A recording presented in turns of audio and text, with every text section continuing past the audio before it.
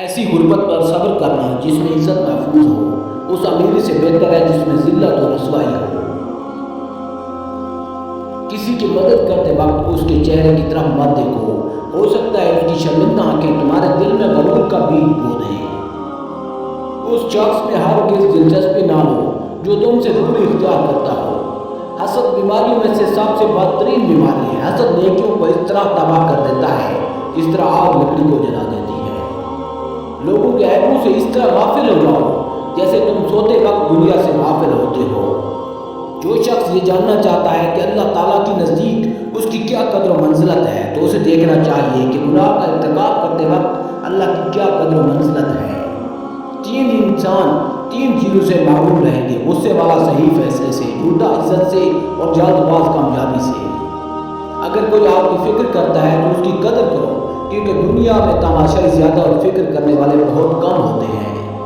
اگر توکل سیکھنا ہے تو پرندوں سے سیکھو، جب وہ شام کو واپس جاتے ہیں تو ان کی چونچ میں کل کے لیے کوئی دانہ نہیں ہوتا۔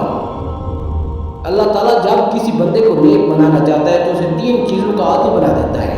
اسے کم بولنے، کم کھانے اور کم سونے کا انعام کر دیتا ہے۔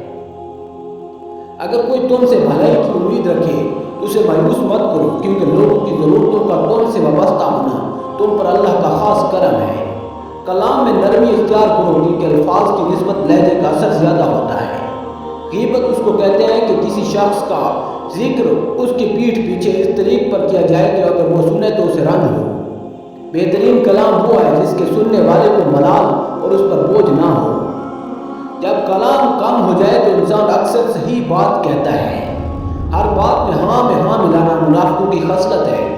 ہر بات میں اختلاف کرنا باعث عداوت ہے۔ جو کام لوگوں کے سامنے کرنا مناسب نہیں، مناسب ہے کہ اس کو چھپ کر بھی نہیں کرنا چاہیے۔